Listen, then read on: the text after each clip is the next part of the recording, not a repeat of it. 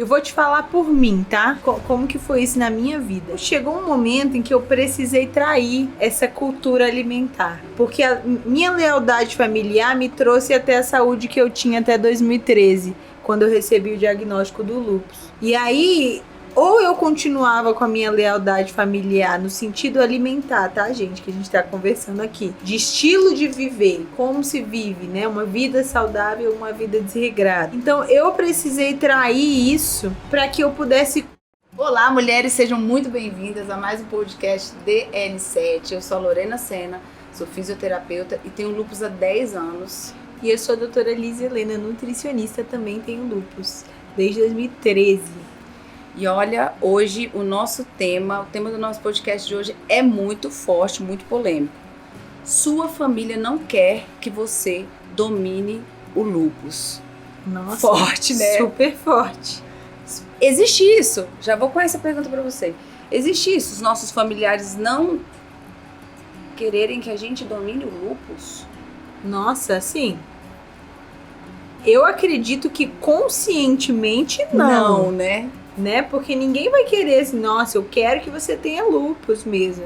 Eu não acho que o lúpus é um diagnóstico que se deseje a alguém, né? Até porque, né, exatamente, pelo menos assim, na minha família foi assim, um susto. Todo mundo falou, meu Deus, acredito. Sim, com certeza. Eu não acredito que exista esse... A não sei que a pessoa tenha uma índole muito ruim, né? De querer realmente ver o mal. Mas eu não acredito que isso existe, assim. Mas em qual contexto, então, que a família não quer que a gente domine o lúpus? Às vezes, inconscientemente, aquela família, ela não tem, primeiro, um conhecimento de que algo pode ser feito para ajudar, né, na melhora dos sintomas. Também existe essa questão de uma cultura muito enraizada, assim, alimentar, e que muita gente tem...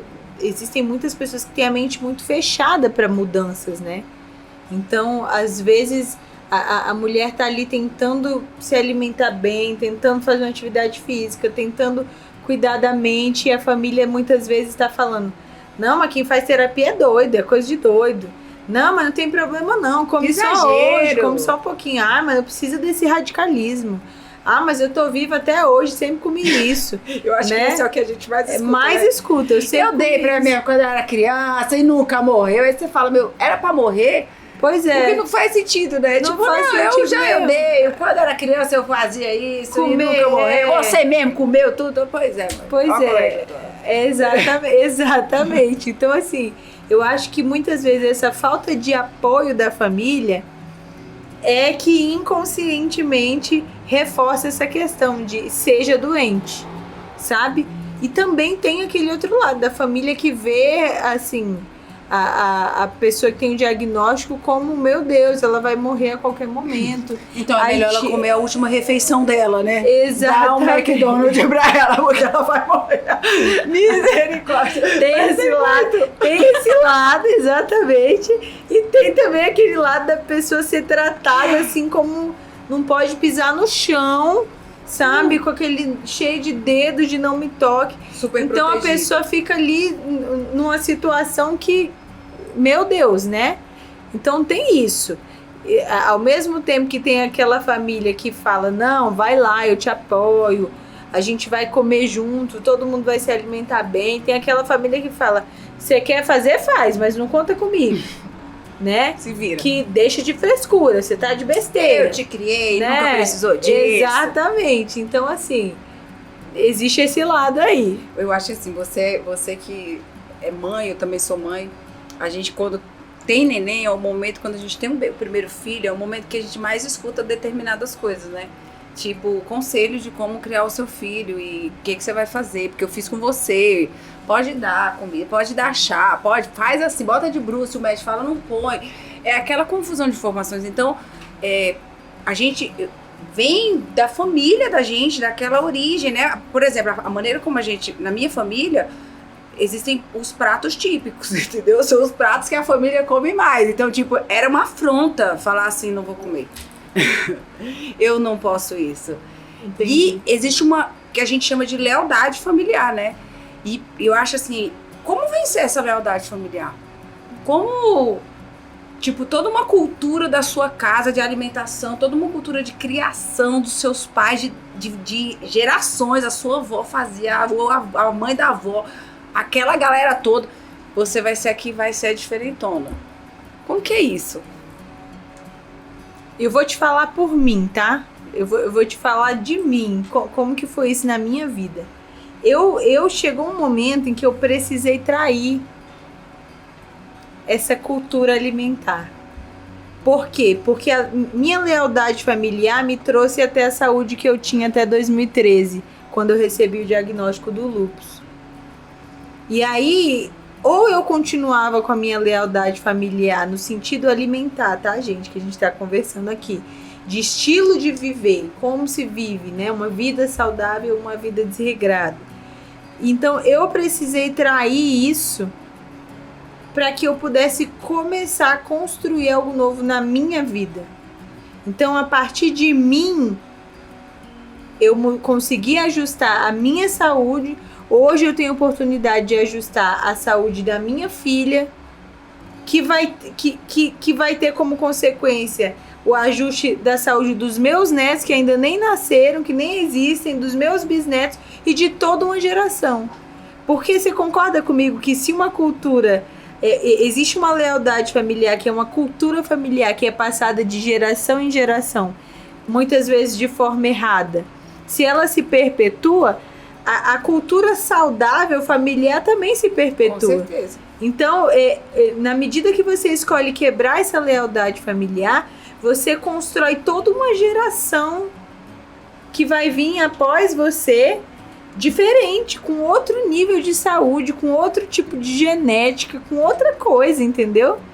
Então, eu precisei quebrar isso. É andar na contramão do que todo mundo tá fazendo? Mas é porque todo mundo faz o errado que você vai fazer o errado? Forma nenhuma. Né? Uma coisa é quando você não tem um entendimento, quando você não tem conhecimento, você fala, gente, eu tomava Coca-Cola na mamadeira, sabe? Trágico. Nem sei se a gente pode falar aqui de marca, se não pode, mas eu tô aqui corta falando. essa parte. Eu tomava refrigerante na mamadeira. Meu Deus. Então, assim, com 2 anos... Pra minha família, que bom que eu posso dar esse refrigerante pra minha filha, sabe? Que nem todo mundo tem a oportunidade de tomar dinheiro um pra refrigerante desse. Que bom que minha filha pode tomar um iogurte, que eu posso pagar um sanduíche, né, famoso, que todo mundo come, que todo mundo gosta. Esse era o pensamento dos meus pais. Hoje, eu entendo que é totalmente diferente, que não me faz bem. Mas o meu pai, por exemplo, ele tinha a cultura, eu ia no supermercado e meu pai era aquele homem muito farto. Então, hoje em dia é normal comprar em atacadão. Na minha época de pequena, não era algo normal comprar em atacadão, mas o meu pai já comprava atacado. Então, na minha casa, tinha, assim, latas e latas de leite em pó, do melhor, sabe? Do leite condensado do melhor, porque todo mundo podia ter acesso. Era uma fartura. Que delícia. Né? E eu ia no supermercado com meu pai, eu e minha irmã, e não tinha aqueles carrinhos pequenininhos que são de criança. Uhum. E ele falava, você pega um, a sua irmã pega outro. Cada um faz Pode sua encher o carrinho do que vocês quiserem, cada um faz sua compra. Então ali era onde a gente aproveitava para colocar chocolate, para colocar biscoito recheado. Nossa, para encher de leite condensado o carrinho. Era isso que a gente gostava. E pro meu pai era o maior prazer do mundo poder passar aquelas compras sem ter que ficar ali, sabe? Eu vou regular o valor. Isso aqui eu não vou poder dar para as minhas filhas. Então, assim, eu vim dessa cultura de abundância, de fartura, de vou poder dar para os meus filhos o que eu quiser. E era aquela coisa assim, eu era muito assim. Eu não tenho dinheiro para certas coisas, mas para comer eu não vou economizar, sabe? Então, às vezes, recebi o salário e o salário era gasto todo em comida. No mercado. Como que quiser. Esqueci que não era o pai que ia pagar mais. Exatamente. Então, vou comer o que eu quiser, o que der na telha, sabe? Então, quando eu precisei ajustar a minha alimentação, isso foi muito desafiador para mim. Nossa, eu não posso comer isso. Eu não posso comer aquilo. Mas à medida que meu corpo começou a reagir a essa mudança, nossa, Começou hoje... a fazer mais sentido, Nossa, né? começou a fazer muito sentido. Então hoje eu vejo as pessoas comendo coisas que eu gosto, que eu tenho vontade, e eu não me sinto... E eu não me sinto assim... Tentada. Numa situação nossa, eu tô aqui rebaixada, porque eu não posso comer o que todo mundo tá comendo, sabe? Eu tô aqui Inferior. humilhada, inferiorizada, porque tá todo mundo comendo e eu não posso. Não. Muito pelo contrário, eu me sinto até feliz de poder falar não. Não. Ah, você quer comer isso e você não pode? Não, obrigada. Que pena. É uma pena, gente, porque vontade a gente vai ter a vida inteira, né? Você pode ter 20 anos se alimentando bem, que seu cérebro vai lá e vai provou um dia, já vai te lembrar do dia que você comeu tal doce, de que você tomou tal refrigerante, e no seu racional você vai saber, não, eu não quero isso. Mas às vezes você vai ter vontades. Eu acho muito legal a gente falar disso, porque assim, é uma coisa que eu acredito que, vou dizer assim, a minha estatística, pessoal, 99,999% das mulheres passam.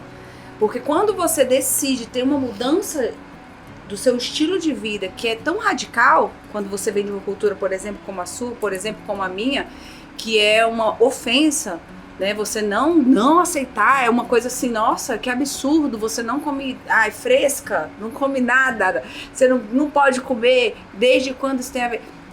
Quando você decide, eu acho que todas as mulheres passam por isso, uma dificuldade de, eu vou usar essa palavra, né, não sei se é a melhor, mas se posicionar com um jeitinho ali, né, para não ofender a família, para mostrar para a família que não é porque tá rejeitando a cultura da família, mas é porque conheceu um outro lado e que aquilo é nocivo para nossa saúde, né?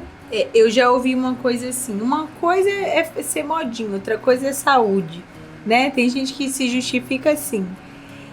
Eu acho válida essa justificativa. Por quê? Porque muitas vezes, se você tá ali numa modinha, né? Você tá comendo por modinha. Eu tô de dieta. Dieta do brócolis. Né? Eu não vou comer. Claro que mesmo de modinha, a pessoa tá tentando ali fazer algo diferente por ela, né? E tá tudo bem nisso. Mas quando é pela saúde, eu acho que a família ela consegue entender um pouco mais. Melhor. Só que aí é que tá. Muita gente não pensa que tá se cuidando, por exemplo. Muita gente me pergunta, doutora Liz, eu preciso de uma dieta porque eu quero comer melhor. É uma dieta, né? Então você vai ali, começa a tirar da sua alimentação ali os laticínios, o glúten, o açúcar. E o que você fala para sua família? Não, eu tô de dieta. Conheci uma nutricionista que diz que a alimentação vai ajudar a melhorar aqui a minha vida, meus sintomas, que eu vou emagrecer, que eu vou desinchar. Então eu tô fazendo dieta. O que na verdade não é isso. O que na verdade é, eu estou fazendo uma mudança alimentar porque a minha saúde, a atividade da doença que eu tenho, depende disso, tem influência nisso. Então eu preciso mudar. E isso aqui eu vou precisar abrir mão para que eu consiga ter qualidade de vida. Só que quem é que passa isso para a família, nesse entendimento? Nós mesmos, né? Às vezes a gente não passa assim. Às vezes nós mesmos menosprezamos o que a gente se propõe a fazer. E aí como é que você vai ter apoio? Porque hoje eu tenho apoio da minha família. Eu tenho apoio da minha família, da família do meu esposo. Sabe? Eu tenho apoio das pessoas que vivem ao meu redor. Por quê? Porque elas entendem justamente que se eu comer, isso tem total influência na minha saúde diretamente, sabe? Então tem gente que me conhece que fala, Liz, não pode comer isso de jeito nenhum. Do tão importante que isso é pra mim e que eu consigo passar para as pessoas, sabe? Porque de fato não é uma modinha. Então eu acho que nós também temos uma responsabilidade nessa questão do apoio familiar. Claro, não total, tá, mulheres? Pelo amor de Deus. Existem famílias que têm mente super fechada e que de fato não, infelizmente, você não vai ter da família esse apoio. Mas Ou na pelo medida menos não da forma como gostaria, não né? da forma como gostaria. Mas na medida que você dá importância a isso, você começa a pôr os seus limites. E as pessoas vão se reajustando, se alocando aos seus limites. Né? Isso é muito Agora, importante. se você fala, eu tô de dieta, vou começar a cuidar da minha saúde. E aí, na primeira oportunidade que você tem, você abre mão, fala, só hoje eu vou comer um pedacinho de bolo, eu vou comer essa pizza, eu vou comer esse pão. Ou você fica jogando essa responsabilidade para as pessoas da sua família. Nossa, eu nem vi, mas comi um negócio que me deram que tinha pão. A sua família não vai dar importância a isso. Se você não dá, né? Se você não dá, ninguém vai dar importância a isso. Pra gente caminhar pro final, como quebrar esse ciclo alimentar? Que eu diria assim também familiar, né? Como que a gente faz pra ir construindo essa quebra desse ciclo? Você diz para mudar a alimentação de uma vez por todas, é isso? Exatamente. Seria essa a pergunta? Eu acredito que é um processo. A alimentação, a mudança da alimentação, do estilo de vida, é um processo. A primeira coisa que você precisa saber é o porquê que eu preciso mudar. Porque o conhecimento, ele nos faz diferentes, né? Quando você conhece algo, você pode até fingir que você não quer saber. Eu vou fingir que eu sei que esse alimento não me faz mal. Você tem esse poder. Mas que você sabe. E que você nunca mais vai comer aquele alimento inocentemente, você nunca mais vai comer. Com a consciência leve, nunca mais. Nunca mais, entendeu? Então, acho que a primeira coisa você precisa entender o porquê mudar e o que aquele estilo alimentar tá te causando, tá te gerando. Uma vez que você faz isso, você pode começar a retirar algumas coisas, a substituir outras. É justamente o que eu faço com as mulheres dentro do protocolo Autoimune 7/7. Elas justamente começam a entender o que aquela alimentação faz com elas, a alimentação que elas estão tendo, qual que é o resultado, né? O né? resultado daquilo. Depois elas começam a entender o porquê mudar. E a partir disso elas começam a retirar algumas coisas, a substituir outras. E aí começa esse processo. Porque isso é um processo, Lorena. Não dá para mudar, por exemplo, em 1 hora de consulta, a vida inteira de uma pessoa. 50 anos de uma cultura alimentar. Gente, por favor, nem Jesus muda a gente assim. É gradativo, né? Toda mudança. Essa mudança é gradativa. Então, a pessoa precisa entender que ela está nesse processo e começar a se abrir para algo novo. Porque às vezes você tem um preconceito de algum alimento que você se considera que é saudável, né? Só que quando você se abre para comer algo novo, para comer um alimento saudável e experimenta um novo sabor, você fala, nossa, isso aqui é possível, dá para eu comer isso aqui, até que não é tão ruim. Começa assim, né? Até que não é tão ruim. Daqui a pouco você tá comendo ali um brócolis, por exemplo, achando uma delícia. Fazendo receitas e receitas que usam brócolis, sabe? Então, assim, é se abrir para algo novo. E é começar a fazer. Uma coisa é a gente crescer. Eu, por exemplo, tinha uma dificuldade enorme de comer. De comer bem na minha infância. Minha mãe penou comigo em relação à alimentação. Por quê? Porque eu tinha um paladar totalmente infantil. Então eu não queria comer feijão, eu não queria comer salada. Nada disso. Eu comia arroz, alface e azeite. E minha mãe, você tem que azeite comer... ainda comia azeite. Ainda tava bem. Minha mãe, você tem que comer feijão, você tem que comer carne, você tem que comer... Nossa, pimentão era algo que eu odiava pimentão. Odiava rúcula, odiava brócolis, sabe? E cresci com essa coisa, você tem que comer. Até que, quando eu comecei a mudar a minha alimentação, eu passei a experimentar, não como a mente infantil que eu tinha, de que é horrível, tenho que comer isso aqui, obrigada. Não, passei a experimentar com a mente adulta. Uma mente de ver aberta, assim, né? vamos ver se isso aqui realmente é tão ruim assim. E vamos e convenhamos, assim, você fala, não gosto, por exemplo, de brócolis. Existem milhares de receitas com brócolis. Existe brócolis cozido, existe arroz de brócolis, existe brócolis refogado, existe brócolis ao vapor, existe arroz com brócolis, existe carne com brócolis. Você realmente já provou todas essas variações do brócolis para dizer que não, eu não gosto de brócolis? Né? Então, existe isso também. A pessoa está disposta a se abrir. Eu acho que essa quebra, essa mudança alimentar começa nisso. Na pessoa realmente estar disposta, minimamente falando. Porque se você tem uma disposição mínima, o resto vai acontecendo aos poucos, dentro desse processo. Então a gente fecha com... E essa mudança toda é um processo, né? É um processo que a pessoa tem que estar disposta a passar para ter uma mudança de alimentação. E outra coisa importante, né? Que a gente já começou assim com um tema super polêmico. Não é exatamente que a sua família não quer que você domine o lúpus, mas às vezes ele não tem o conhecimento que você está adquirindo, né? Exatamente. Aí você vai exigir que eles te falam, é verdade, não come mesmo não essa pizza, porque realmente vai te fazer mal. Não, quem entendeu o conhecimento, quem adquiriu foi você. E eu acho que essa coisa de jogar a responsabilidade pro outro, gente, pelo amor de Deus, se você tem aí mais de 12 anos de idade, já tá dando pra assumir e se você tem aí, né, todos os seus movimentos corporais perfeitos, íntegros, você consegue colocar comida na sua boca. Então essa responsabilidade não é de ninguém. Essa responsabilidade é sua. Aí você vai falar, porque fulano me deu uma comida com glúten. Não. Por que você não verificou?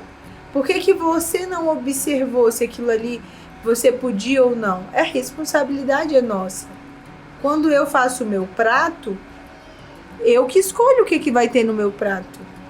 Eu que escolho o que eu vou colocar na minha boca. Né? Então, assim... Fantástico. É a gente tomar essa frente, essas rédeas mesmo da nossa vida. E parar de jogar essa responsabilidade pro outro. E é isso, mulheres. Esse é mais um podcast DL7. Eu espero que vocês tenham gostado. Até a próxima. Eu sou a Lorena Sena. E eu sou a doutora Liz Helena, nutricionista, te mostrando em mais um podcast que nós podemos sim dominar o lúpus em até 7 semanas. Até mais!